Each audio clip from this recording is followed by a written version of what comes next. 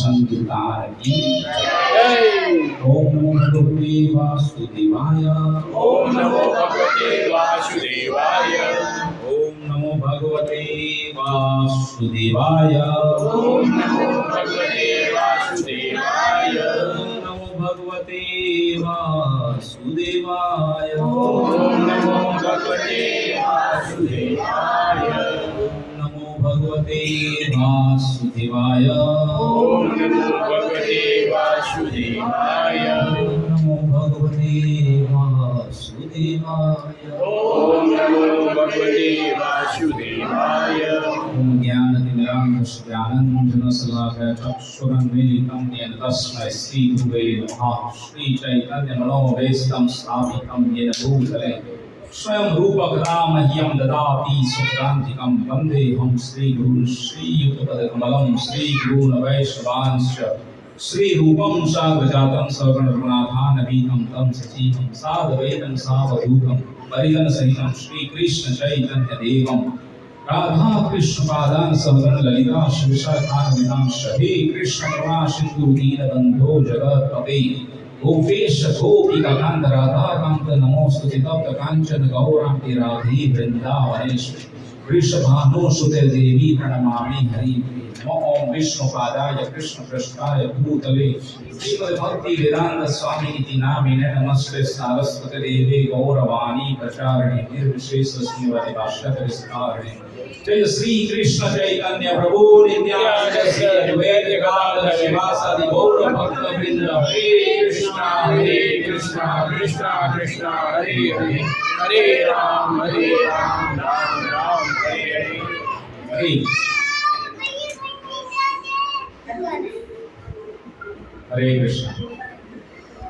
तो कष्टदायक है थोड़ा गर्मी के दिनों में कथा कीर्तन करना, भगवान का गुणगान करना, सबको पसीना निकल रहा है, तकलीफ तो है। एसी भी चल रहा है, पंखे भी चालू है दो तीन दिन, लेकिन फिर भी भगवान के लिए जो भगवद गीता भगवान बता रहे हैं, अभी हम लोग जो भगवद गीता देख रहे हैं उसमें सुख दुख ठंडी गर्मी इस सभी में जो है भगवान के लिए हमको अविचलित हुए बगैर, अब विचलित नहीं होना चाहिए, भगवान की सेवा निरंतर करते रहना चाहिए। खाना बंद कर देंगे तो चलेगा? नहीं चलेगा, खाना तो खाना पड़ेगा। कितनी बार खाने का दिन में? 2 से 3 बार तो खाना पड़ता है ना। तो खाना की का 3 में से 1 टाइम कर देंगे तो चलेगा? नहीं चलेगा। तो जो माताजी लोग हैं उनको बनाना ही पड़ता है प्रसाद, तो भोग तो बनाना ही पड़ता है भगवान के लिए। आप नहीं खाओगे तो चलेगा, भगवान को तो हम तो सर्व कर लेंगे, भगवान को तो देना है। भगवान भक्तों का ध्यान रखते हैं कि मेरा भक्त भूखा है, करते रहना है। इवन दो हम लोगों को तकलीफ है पर हमको भगवान के लिए प्रयास करना है। निताय गौर प्रेमानंदे श्री हरि हरि। जगन्नाथ रथ यात्रा अभी नजदीक आ रही है, तो नेक्स्ट प्रोग्राम में हम लोग जगन्नाथ जी की कथा करेंगे। नेक्स्ट वीक में हमारा एक प्रोग्राम है रथ यात्रा के पहले, उसमें हम लोग भव्य कथा एकदम भगवान श्री जगन्नाथ जी की करेंगे। सब लोग उपस्थित रहिएगा उसमें। आज जो कथा हम लोग करेंगे, लास्ट टाइम बाकी रह गया था वो करेंगे, हमारा 4 धाम यात्रा वाला जो टॉपिक था वो बाकी रह गया था। तो 4 धाम जो है शंकराचार्य ने बनाए। कौन कौन से 4 धाम है? द्वारका कहाँ पर है? जी। और उत्तर में कौन सा? बद्रीनाथ। और पूर्व में द्वारिका, जगन्नाथपुरी और दक्षिण में रामेश्वरम। ये 4 धाम है। पर शंकराचार्य ने जो है लघु 4 धाम भी बनाए, और वो लघु 4 धाम जो है वो ऊपर में है, नॉर्थ में। जो भी हम लोग अक्षय तृतीया के दिन से वो अपार्ट खुलते हैं। कौन कौन से 4 धाम है? यमुनोत्री, गंगोत्री, बद्रीनाथ और केदारनाथ। वैसे देखा जाए तो ये चारों जो है से लाइन में है। पहले आप देखोगे तो पहले यमुनोत्री आता है, फिर जो है गंगोत्री है, फिर केदारनाथ है और फिर बद्रीनाथ है। तो ये जो आप उंगली देख रहे हैं ना, उसमें ऐसे 4 जगह पे है। तो पहला जो है वो यमुनोत्री है। यमुनोत्री से वापस आपको गंगोत्री जाना हो तो फिर से आपको नीचे उतर के आना पड़ेगा, फिर से इधर ऊपर जाना पड़ेगा, तो गंगोत्री आएगा जो कि गंगा मैया का उद्गम स्थान है। और यमुनोत्री जो है वो यमुना मैया का उद्गम स्थान है। फिर गंगोत्री से वापस आपको केदारनाथ जाना है तो फिर से आपको नीचे उतर के आना पड़ेगा, फिर से ऊपर चढ़ना पड़ेगा, तो ये केदारनाथ है। और फिर केदारनाथ से फिर बद्रीनाथ वापस आना है, फिर से नीचे उतरना पड़ेगा, फिर से ऊपर चढ़ना पड़ेगा। तो इस तरीके से 4 धाम है। पर ये देखा जाए तो ये यमुनोत्री से गंगोत्री जो जाना है इट्स जस्ट ओनली 29 किलोमीटर्स है ना। पर उसमें पूरा हमको नीचे उतर के फिर से वापस इधर ऊपर जाना है, तो it will take around 12 to 16 hours है ना। एकदम पूरा सिंगल रास्ता है। तो बाय रोड अगर जाते तो हेलीकॉप्टर में ½ एन आवर का है। अभी एक क्रैश भी हो गया है, तो अच्छी है मृत्यु, ऐसे में मृत्यु आ जाए तो ये 4 लघु धाम जो है शंकराचार्य जी ने दिए कि भगवान की प्रसन्नता के लिए। तो जो है ये अपात जब खुलते हैं, कुछ 3 महीना जैसा रहता है। अभी ये जून, जुलाई, अगस्त सबके बाद में बंद हो जाता है। अक्टूबर से वहाँ पर हिमवर्षा ज़्यादा होती है, गर्म ठंडी एकदम बढ़ जाती है। तो ये दिवाली के पास अक्टूबर के बाद में बंद हो जाता है। तो ये जो 4 जगह है, 4 धाम जाने के लिए जो है एक द्वार है, वो है हरिद्वार, हरि का द्वार। तो शिव जी का द्वार शिव द्वार भी बोलते हैं। वहां से जो है एंटर होना है, हरिद्वार से एंटर होते हुए फिर बाद में ये सब जगह पे चला जाना। हरिद्वार के बाद आता है ऋषिकेश है ना। तो ऋषिकेश और फिर बाद में वहां से आप आगे चलोगे तो पूरा पहाड़ी जंगल, पूरा सिंगल रास्ता, एकदम खाई और नदी साथ में चलती रहती है, और पूरे पहाड़ और पेड़ पौधे और नदियाँ, बस वही दिखेगा और कुछ नहीं है ना। तो ये हिमालय की पूरी विशाल पर्वत। वैसे देखा जाए तो ये 7 खंड पूरे अलग अलग है। जैसे इधर वैष्णो देवी है ऊपर में, उसके बाद में जो है जलंधर, हिमाचल प्रदेश, पंजाब का भाग आता है, जो नैना देवी, हाँ है ना। जब 10 प्रजापति ने जो वो यज्ञ किया था तो उसके बाद में सती हो गई, सती। ये उसके बाद में जो है शिव जी उसको द्वार लेके घूम रहे थे, और फिर बाद में उसका भगवान विष्णु को आराधना की देवताओं ने, और फिर बाद में आए शरीर के अंग काटे, और फिर बाद में जो जहाँ पर गिरे वो जो है 51 शक्तिपीठ बनी है ना। तो नैना देवी में जो है भगवान ये माता जी के जो है नयन जो हो गए, नयन था, तो वो वहाँ पर ये। फिर और आगे आते हैं तो फिर ये केदारनाथ आता है। केदार जो है केदारनाथ शिव जी का धाम, तो ये वहाँ पर वो भी आता है। तो हिमालय पर्वत की हारमाड़ा है ये केदारखंड। तो ये हरिद्वार जो है ये शिव जी का द्वार है ना। तो वहां पर गंगा नदी बहती है, गंगा की आरती वगैरह भी सांस होते हैं। जो जो जाता है 4 धाम की यात्रा के लिए तो वहां पर पहले पहुंच जाता है हरिद्वार, फिर बाद में वहां से ऊपर के लिए पूरा पैकेज ले सकते हैं या इंडिविजुअल जा सकते हैं अलग अलग जगह पे। पर थोड़ा कष्टदायक है ये पूरा 4 धाम की यात्रा जो है करने का, है ना। तो ये भगवान के वहां पर चरण कमल भी अंकित है, आप जाओगे तो। और हरिद्वार में जो है एक ये मेन हरिद्वार जो सिटी हो गया, स्वर्ग का द्वार भी इसको बोलते हैं, जहाँ से देवी देवता आते जाते हैं इस धरातल पर। और दूसरा जो भाग है हरिद्वार वो है कंखल, सुना होगा, जहाँ पे माता जी का जो घर है वो कंखल एरिया है, माता जी का जो घर है वो वहाँ पर जो है ये 10 प्रजापति का मंदिर है। वहाँ पर जो है 10 प्रजापति का जो यज्ञ विध्वंस हुआ था वो वहाँ पर है, वो मंदिर भी है वहाँ पर। आप कभी जाते हो तो वहाँ पर दर्शन कर सकते हैं, है ना। कंखल देख दक्ष की राजधानी थी वो, दक्षेश्वर महादेव का मंदिर है बड़ा।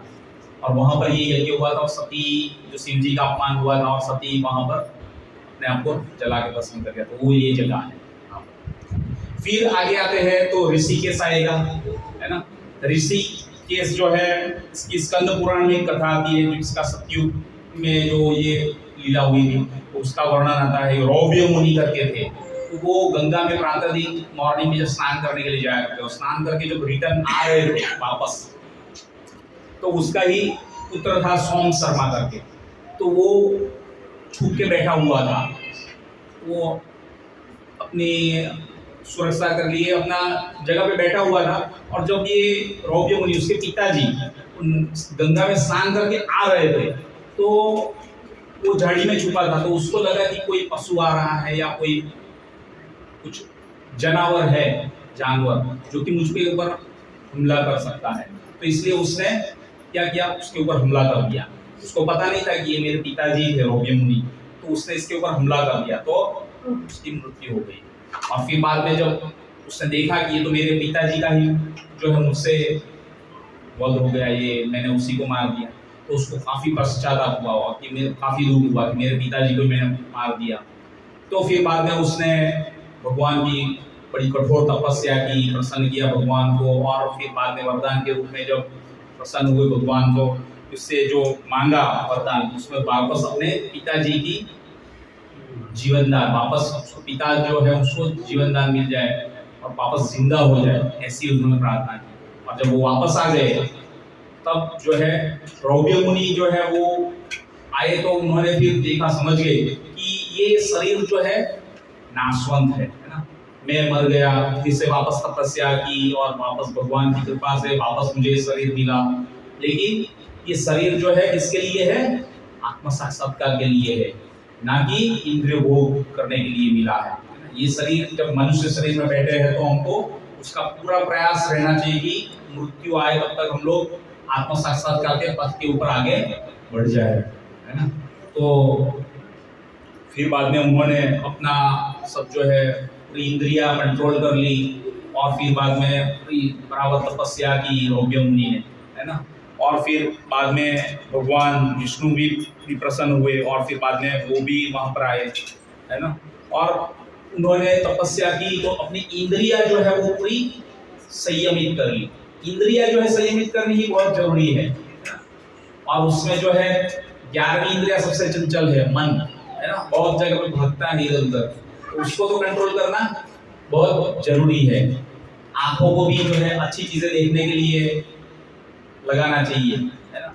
जहाँ पर आंख बराबर चौड़ी करके देखना है वहाँ पर पूरा आंख भी चौकन्ने रख के खोल के देखने का, लेकिन जहाँ पे नहीं देखना है वहाँ पे आके फाड़ फाड़ के देखते हैं लोग, तो ऐसा नहीं होना चाहिए, है ना। कान जो है भगवान को अच्छी कथा कीर्तन जो होता है वो ध्यान से सुनना के लिए आतुरता होनी चाहिए और वो सुन के वापस दूसरों को सुनाने के लिए हमारे में आतुरता होनी चाहिए। बलि महाराज का उदाहरण है, भगवान की सेवा में अपनी सभी इंद्रियां लगा दी थी। बलि महाराज नहीं, अम्बरीश महाराज, बलि महाराज का ही उदाहरण।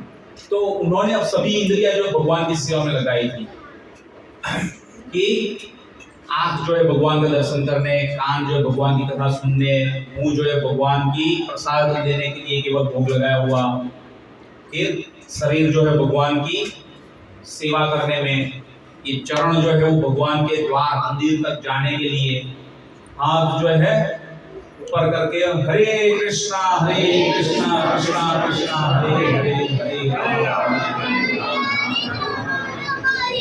भगवान का मंत्र बोलने के लिए मुंह में से आवाज निकलना चाहिए, हाथ ऊपर होना चाहिए, है ना।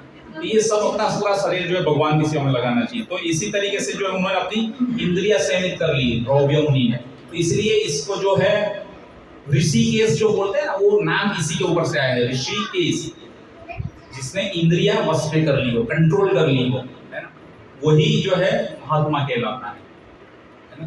तो इस तरीके से आम्रकुंज करके जो है वहां पर जगह है, कुब्ज आम्र, कुब्ज मतलब झुका हुआ, कुब्जा थी ना, कुब्जा भगवान कृष्ण की लीला में कैसी थी, उबड़ी झुकी हुई, ऐसे टेढ़ी टेढ़ी ऐसे ऐसे चलती थी, झुकी हुई थी।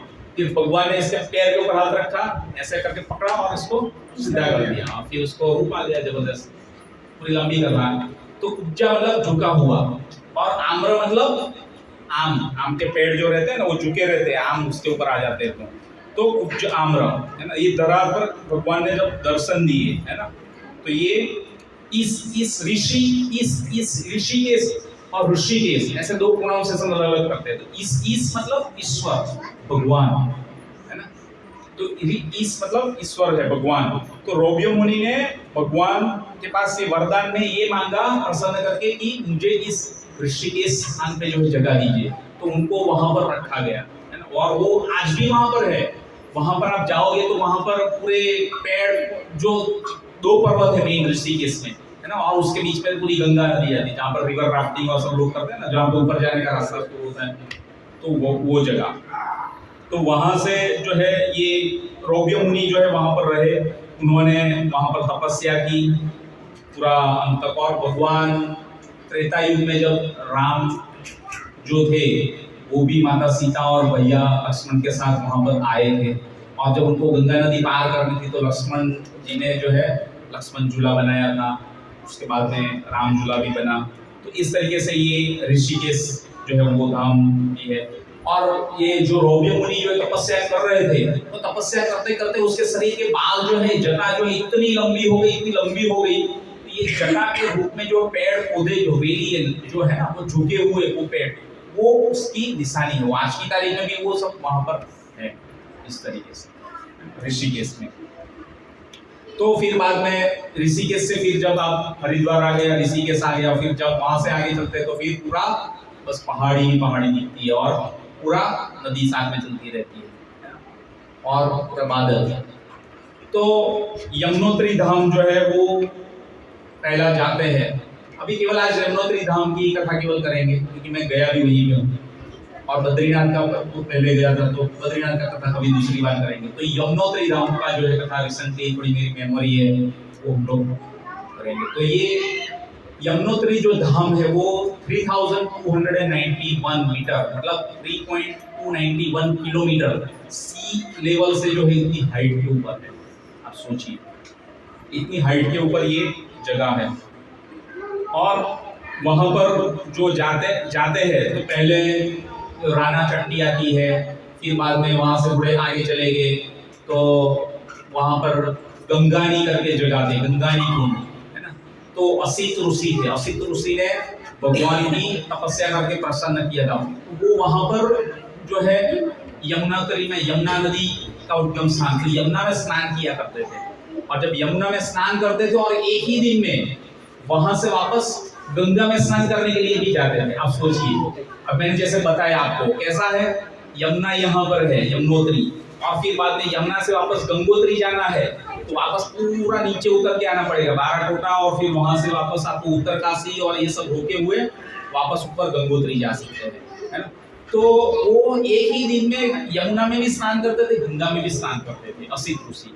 तो पूरी जिंदगी उन्होंने ऐसे इस तरीके से स्नान किया और ये किया तपस्या। और फिर बाद में जब बूढ़े हो गए थे तो उसका शरीर साथ नहीं दे रहा था, तो फिर माता गंगा जो है प्रसन्न होती है उनके ऊपर, और फिर वो जो है उनको एक वहां पर एक धारा के रूप में निकल के आती है यमुनोत्री में। तो आप जब यमुनोत्री जाओगे तो यमुनोत्री में आपको गंगा की भी वो एक धारा वहां पर मिलेगी, और यमुनोत्री में वो गंगा भी जो है वहां पर एकत्रित होती है। और वो जो गंगानी कुंड है वो वहां पर यमुनोत्री ऐसे आती है और गंगा उधर से आती है, ऐसा दोनों का संगम होता है। और वहीं पे जो है ये कुंड है जो मैंने ग्रुप पे फोटो भी डाला था और जो जल लेके आए थे, तो ये गंगोत्री गंगानी कुंड उसको बोलते हैं। तो उसमें गंगा का पानी भी वहां पर मिल जाता है। तो रौप्य मुनि फिर ये रौप्य मुनि नहीं, असित ऋषि जो है वो वहां पर भी स्नान कर लेते, तो एक ही दिन में गंगा और यमुना दोनों में स्नान हो जाता था, है ना। तो वहां से फिर आगे चलोगे तो आगे राना चट्टी के बाद आता है हनुमान चट्टी। इससे पहले जो 12 आ जाता है, तो 12 वो जगह वहां पर है जहां पर रुकने की व्यवस्था और ये सब है, वहां पर भी आप रुक सकते हैं। और वहां से 45 किलोमीटर है, 45 किलोमीटर मतलब almost it will take around 1 hour 45 minutes. आप 1 घंटे में आप मुश्किल से 23-24 किलोमीटर काट सकते हो, वैसे चलता है, सिंगल रास्ता है पूरा। तो जब हनुमान चट्टी पहुंचते हैं तो हनुमान चट्टी पूरा पर्वत के ऊपर है ना। तो इसकी कथा कुछ इस प्रकार है। जब त्रेता युग में राम भगवान की जो लीला हुई उसमें हनुमान जी ने जब लंका में आग लगाई और आग लगा के जब वापस आए तो उसकी पूंछ में आग लगा दी थी ना, तो पूंछ में आग लगा दी थी तो उसको वापस समन तो करना पड़ेगा। तो जब वापस आए तो उन्होंने जो है पूरी छलांग लगाई थी सीधा बंदर पूंछ पर्वत के ऊपर, है ना। ये पर्वत के ऊपर हनुमान चट्टी के ऊपर छलांग लगाई, तो वो इसको ये हनुमान चट्टी बोलते हैं। वो पर्वत है वहां पर सीधे लंका से सीधी यहाँ तक पूरी छलांग लगाई है हनुमान जी। और फिर बाद में वहां से उसकी जो पूंछ जहां तक गई हनुमान जी की वो है बंदर पूंछ पर्वत। बंदर पूंछ पर्वत जो है वहां पर आकर्षित है, पूरा मैग्नेटिक है ना, वहां पर खींचता है वो पर्वत। वो बहुत टफ है, वहां पर तो कोई ऑलमोस्ट कोई जा नहीं सकता है। बहुत सालों पहले हुई अपना ये माधवराव सिंधिया का जो प्लेन क्रैश हो गया था हेलीकॉप्टर, वो उसमें वहीं पे हुआ है, उसको पूरा खींच लिया। उसके बाद से जो ये 4 धाम की यात्रा में जो हेलीकॉप्टर में जाते हैं उसका ही स्पेसिफिक रूट है, तो उसमें ही कई बार गड़बड़ हो जाती है। तो ये जो अपनी कुछ बंदर हनुमान जी की जो आग लगी थी तो उसको समन करने के लिए उन्होंने यमुना के ठंडे शीतल जल में वो लगाया, तो फिर बाद में अग्निशमन हो गया उनके लिए, है ना। और उसकी जो पूंछ जहां तक गई उसको बंदर पूंछ पर्वत बोलते हैं। तो इस तरीके से ये जो है यमुनोत्री धाम। फिर वहां से आगे आप चलोगे हनुमान चट्टी से तो फिर आगे आएगा जानकी चट्टी। वो जानकी चट्टी जो है वो आखिर लास्ट प्लेस है, वहां से फिर आगे व्हीकल नहीं जाते हैं, है ना। तो वहां पर आपको व्हीकल जो है पार्क कर देना पड़ेगा और वहां पर यात्री जो है विश्राम के लिए एक रात रुक सकते हैं। वहां पर आपका लास्ट अंतिम पड़ाव हो सकता है और वहां से फिर जो है आपको चल के ऊपर जाने का शुरू कर सकते हैं। अब चल के ऊपर जाने का जो है वो 6 किलोमीटर है, वहां से जानकी चट्टी से जो यमुनोत्री मंदिर जो मेन है, और वो 6 किलोमीटर वो जो है चल के आप जाते हो तो it will take around 5 to 6 hours. समझे, वो इतना टफ है वो चढ़ने का, इतना इजी नहीं है कि आप पैदल फटाफट चल जाओगे या तुरंत पहुंच जाओगे। कम से कम 5 से 6 घंटा लगता है, क्योंकि पूरी हवा पतली होती जाती है, हाइट के ऊपर जाते हैं और पूरा स्टेप है, पूरे उबड़ खाबड़ है, इतना इजी नहीं है, तेज हवाएं चलती है। तो फिर बाद में आप घोड़ा करना हो तो वो भी कर सकते हैं, खच्चर कर सकते हैं, वो जो उठा के लेके जाते हैं पालकी, उसको क्या बोलते हैं, 4 लोग मिलके डोली वाला जो है वो भी उठा के लेके जाते हैं। फिर कंधे के ऊपर एक आदमी को जो है उठा के लेके जाते हैं, वैसा भी बहुत सारी ऑप्शंस है। आपने अगर धन अच्छा भौतिक दृष्टिकोण से भी कमा लिया हो तो वहाँ पे जाके दे सकते हैं, हम लोगों को भी थोड़ी सहायता हो जाएगी और आपको माता जी के दर्शन भी हो जाएंगे। हमारे में उतनी ताकत नहीं रहती और ऑलमोस्ट 45-50 के बाद तो ऑलमोस्ट लुक्स वेरी डिफिकल्ट, तकलीफ है। तो अभी आप जा सकते हो, 25 से 45-50 लास्ट फिर तो बहुत कष्टदायक है। और घोड़े के ऊपर जो यात्रा करते हैं वो भी बहुत डेंजर है, बीच में वो भी उतार देते हैं। 1.5 किलोमीटर तो वैसे भी चलना है, घोड़ा लेते हो तो भी, क्योंकि घोड़े का पैर भी स्लिप करता है वहाँ पर। हमारे सामने ही एक बूढ़े बुजुर्ग बैठे हुए थे, 55-60 साल के ही थे, गिर गए पूरे घोड़े के ऊपर से, घोड़े का पैर स्लिप हो गया, तो घोड़े तो स्लिप हो गया, थोड़ा झुक गया, तो वो जो ऊपर बैठा था आदमी वो गिर गया, घोड़ा तो नहीं गिरता है, घोड़ा तो खड़ा हो ही गया तुरंत। तो इस तरीके से थोड़ा कष्टदायक और पीड़ादायक है। तो फिर बाद में जब लास्ट में आप ऊपर पहुंचते हैं तो यमुनोत्री माता का मंदिर आता है, वहां पर ये आपको दर्शन होता है ना। वहां से भी जो ऊपर जाते हैं थोड़ा जो ट्रैकिंग है उधर से साइड में है, तो वहां पर सप्तर्षि कुंड है। तो ये सप्तर्षि कुंड जो है वहां पे 7 ऋषियों ने तपस्या की थी, है ना। कौन कौन से वो 7 ऋषि? एक कश्यप मुनि थे, दूसरे भारद्वाज मुनि थे, तीसरे गौतम ऋषि थे, चौथे अत्रि ऋषि थे, 5वें कौन थे? विश्वामित्र, और छठे जमदग्नि। जमदग्नि की कथा मैंने बताई थी, है ना। और 7वें जो है वशिष्ठ ऋषि। तो ये 7 ऋषि ने वहां पर तपस्या की थी, है ना। इससे ये जो कुंड बना वो सप्तर्षि कुंड।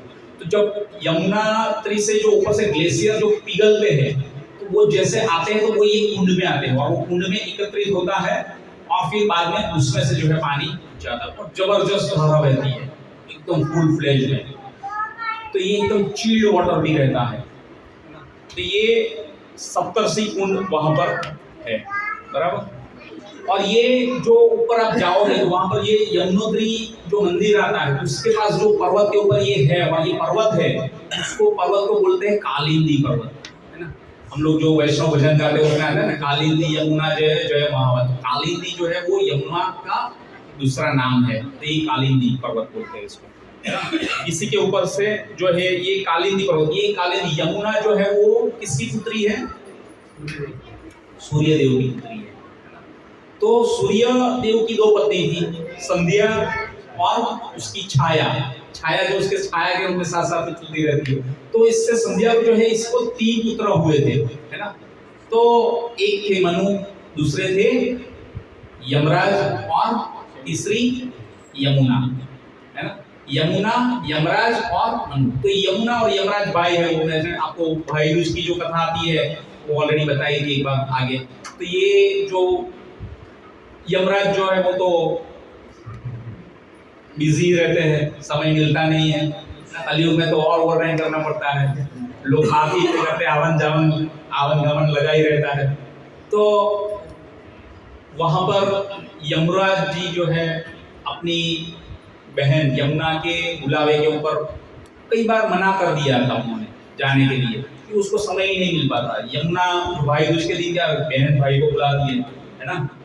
बहन के घर भाई जाता है और बहन जो है वो अलग अलग प्रकार के व्यंजन भोग भगवान को लगा के फिर बाद में उसको जो है प्रसाद के रूप में भाई को खिलाती है। तो ये रहता है भाई दूज के दिन, दिवाली के दिन, कोई रहता है नए साल के दूसरे दिन। तो ये यमुना यमराज।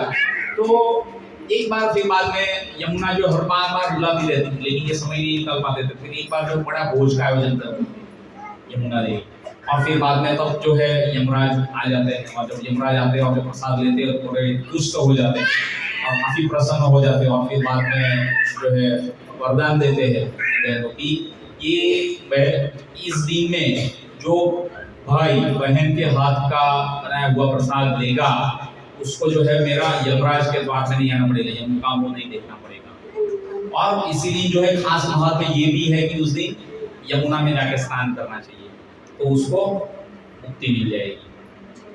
तो इस तरीके से ये कथा है। तो यमुना देवी को भी आशीर्वाद मिला, तो ये यमराज जी ने ये इसके ऊपर कृपा की कि ये त्योहार जो है वो भी उसी की याद में इस तरीके से मनाया जाता है। तो ये यमुना और यमराज ये इसकी कथा हो गई। और यमुना नदी जब सप्तर्षि कुंड में से निकलती है, और जब निकलती है तो बाहर ऐसे उत्तर से कैसे इस दक्षिण की ओर आएगी, और दक्षिण की ओर आगे जो है दक्षिण में एक्चुअल में दक्षिण में नहीं आती है, वो जाती है पूर्व की ओर थोड़ी, है ना। और पूर्व की ओर मुड़ के फिर बाद में वापस जो है थोड़ी घूमती है।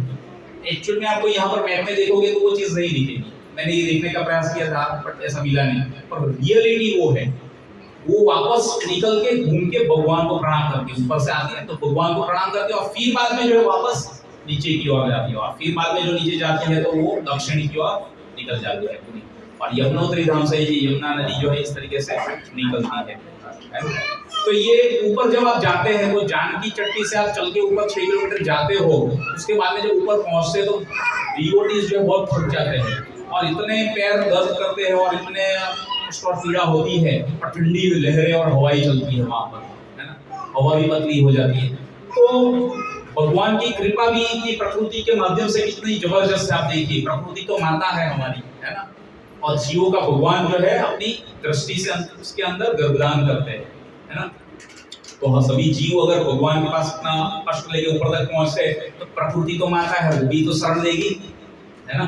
तो वहां पर जो है गर्म पानी का कुंड है ना, अभी भी आता है, गर्म पानी आता रहता है वहां पर, गर्म गर्म, और इतना गर्म पानी है कि आप अंदर हाथ नहीं डाल सकते, आप हाथ नहीं डाल सकते अंदर, और वो रिस्ट्रिक्टेड है वहां पर, हाथ पैर अंदर आप छू भी नहीं, चावल पक जाते हैं। हाँ, और हाथ पैर अंदर डाल ही नहीं सकते आप लोग, और अंदर जो है वो चावल और आलू जो है वो पका सकते हैं, हालांकि वो भी अभी रिस्ट्रिक्टेड है, ऐसा सबको अलाउड नहीं है। ये पुजारी लोग जो वहाँ के हैं वो स्पेसिफिकली वो चावल जो है पोटली वाला जो रहता है उसमें गर्म पानी में पका के आपको देते हो, और वही जो है माता यमुना को ऑफर करके आप वापस लेके आ सकते हो और वो प्रसाद के रूप में ले सकते हैं।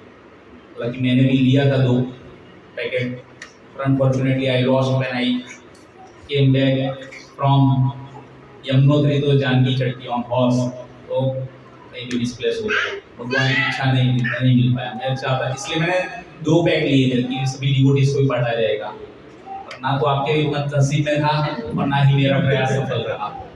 जैसी भगवान की इच्छा, जिंदा रहे भगवान की इच्छा होगी फिर से जाएगी।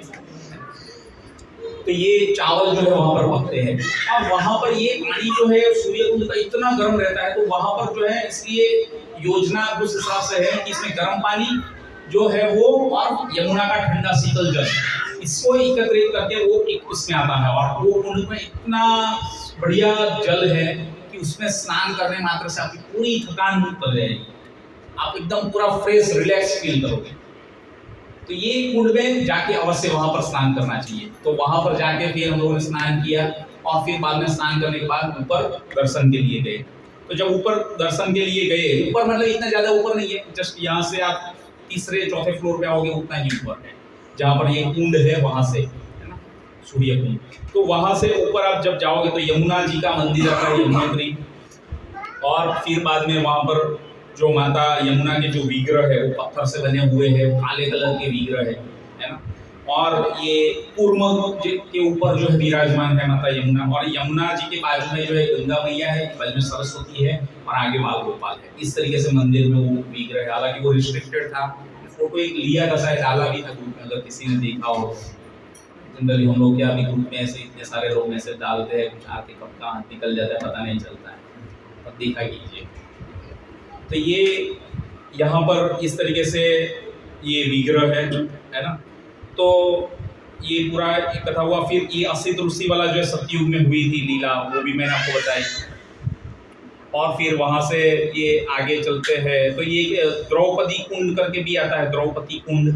फिर बाद में विष्णु कुंड भी है वहाँ पर, तो ये सब जगह भी है वहाँ पर, है ना। और ये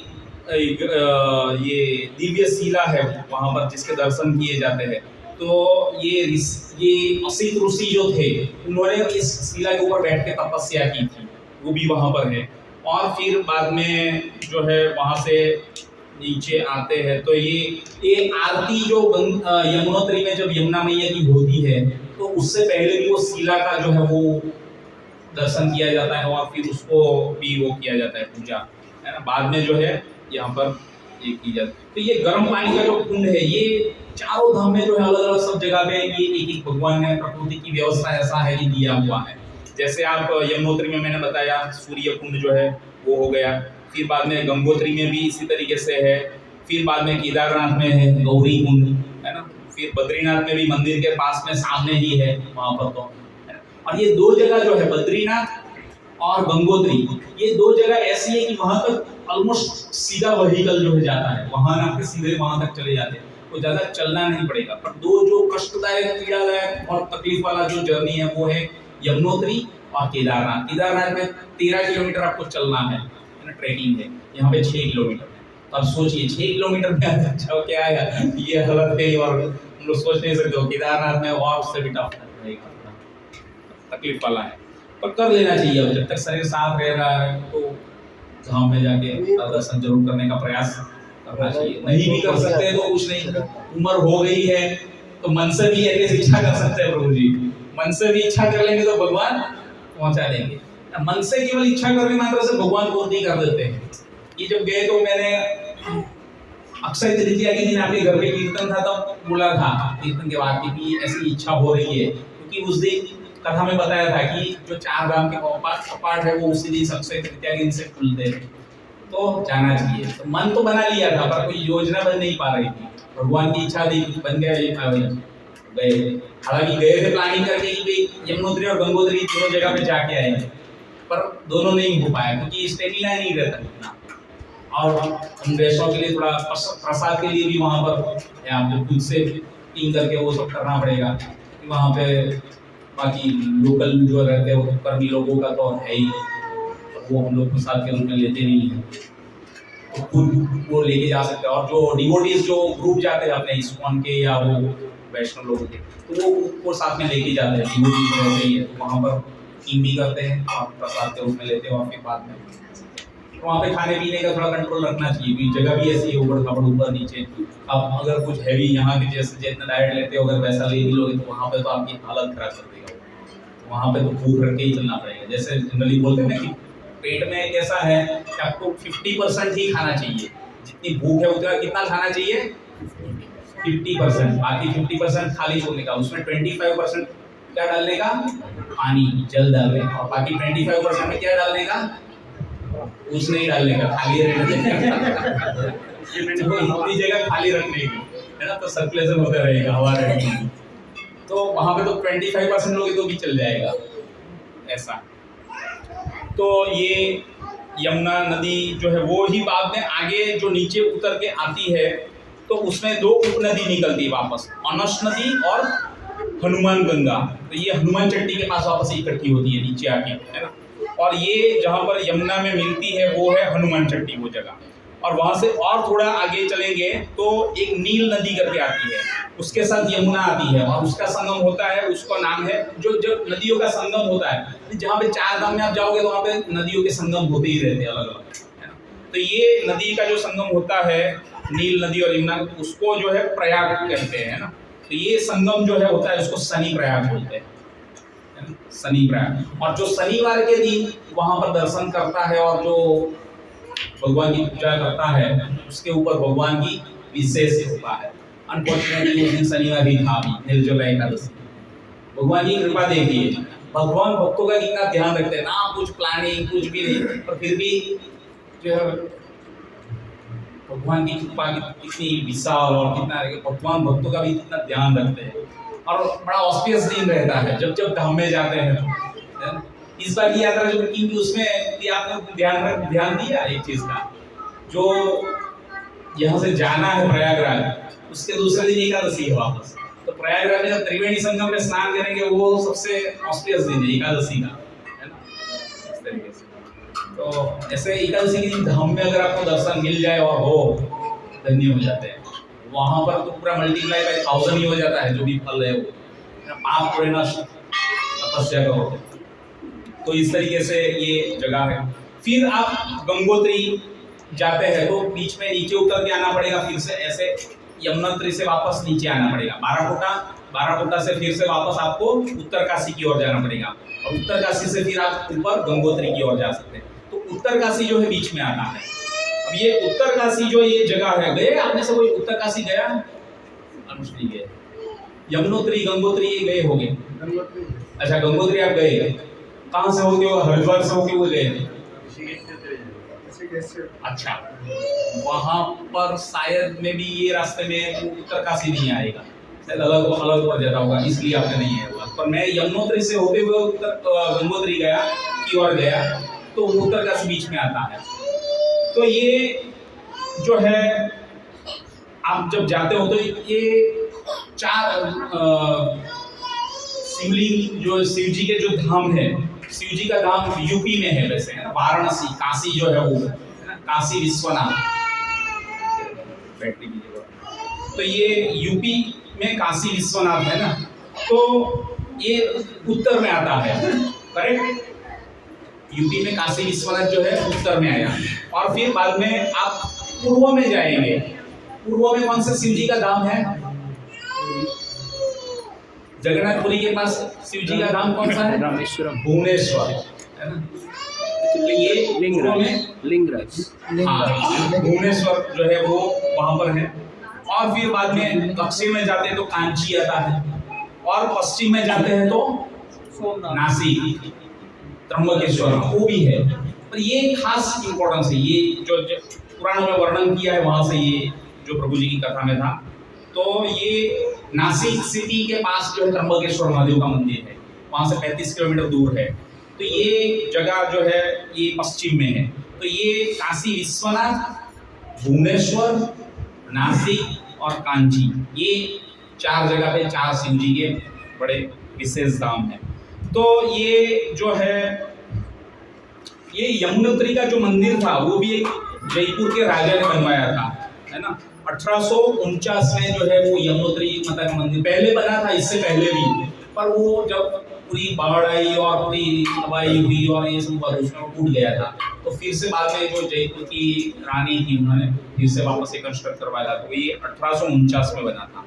इसके बाद में ये जो उत्तरकाशी में आते हैं, तो उत्तरकाशी में जो है ये मंदिर है वहां पर शिव जी का, काशी विश्वनाथ भी बोलते हैं इसको भी।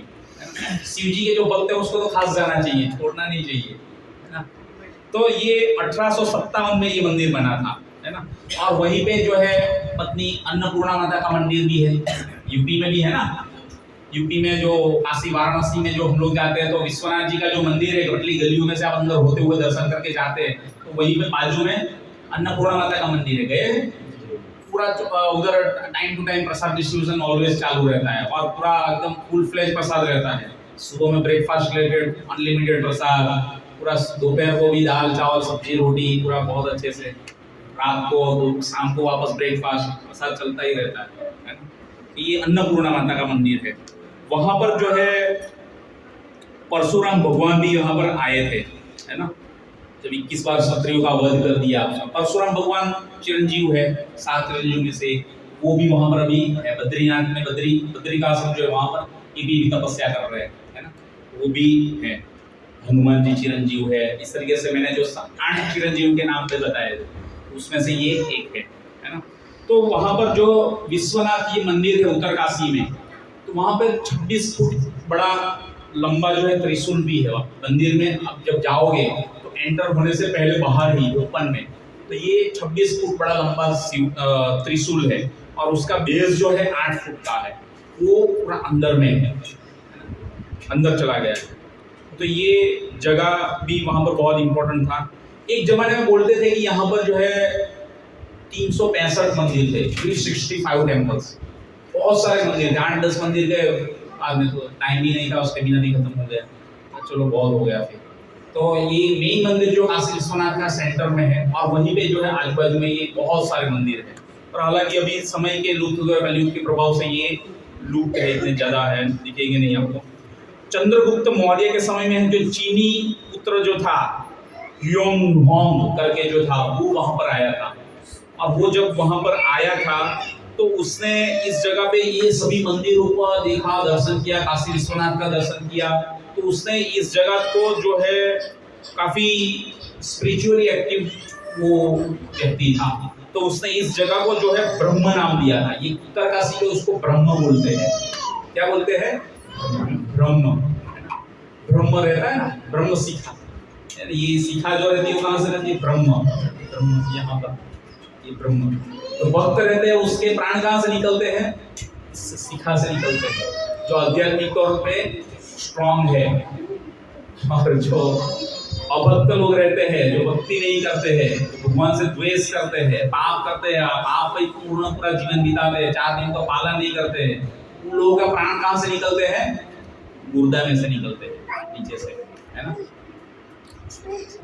तो ये ब्रह्म है, ये जगह जो है ना। बोलते हैं कि एक इसका पुराण में वर्णन है, जब कलयुग का आयुष्य कितना है? कलयुग का आयुष्य 4,32,000 साल, उसमें से भी कितना साल हुआ? 5,000 साल ही हुआ है। मतलब शुरुआत ही, अभी हम लोग नए ये फिर भी हम लोगों को लगता है बहुत साल हो गए अभी यहाँ पे, है ना। 5,124 साल हुआ अभी। और जब ये कलयुग आधा खत्म हो जाएगा, आधा मतलब कितना हुआ? 4,32,000 का आधा कितना हुआ? 2,16,000 2,16,000 जब साल खत्म हो जाएगा इस कलयुग का, तब जो ये यूपी काशी विश्वनाथ वाला वाराणसी गंगा के नदी के किनारे जो विश्वनाथ का मंदिर है वो नहीं रहेगा, वो खत्म हो जाएगा। तब जो है केवल ये उत्तर काशी ही रहेगा। तो उसके बाद में जो भक्तों को दर्शन करना है विश्वनाथ जी के, तो उधर जाना पड़ेगा, उत्तर काशी। वहां पर 16 घंटे का रास्ता, 1000 किलोमीटर दूर है, लंबा। सोचिए, ऊपर वहां पर जाना पड़ेगा उत्तर काशी में। तो इस तरीके से भी ये शास्त्रों में जो वर्णन है, तो गंगोत्री जाते हुए गंगा नानी गर्म पानी का कुंड आता है, तो वहां पर भी लोग स्नान करते अपनी थकान मिटाते हैं। तो ये गंगोत्री धाम के ऊपर पहुंचते हैं, फिर बाद में वहां तक तो पूरे सीधे ही व्हीकल चले जाते हैं गंगोत्री धाम में। वहां पे ज्यादा चलने का नहीं है, बस आपको थोड़ा बहुत आधा 1,000 किलोमीटर ऐसे ही। तो ये गंगोत्री धाम का जो है यहाँ पर हम लोग बंद करेंगे। यहाँ से आगे मैं नहीं बताऊंगा क्योंकि मैं खुद भी गया नहीं हूँ। तो ये बहुत ही अच्छा जगह है, उत्तर काशी और यमुनोत्री, दो धाम के आप लोग दर्शन करके आए, लोग जा सकते हैं वहाँ पर। तो आज एकादशी है,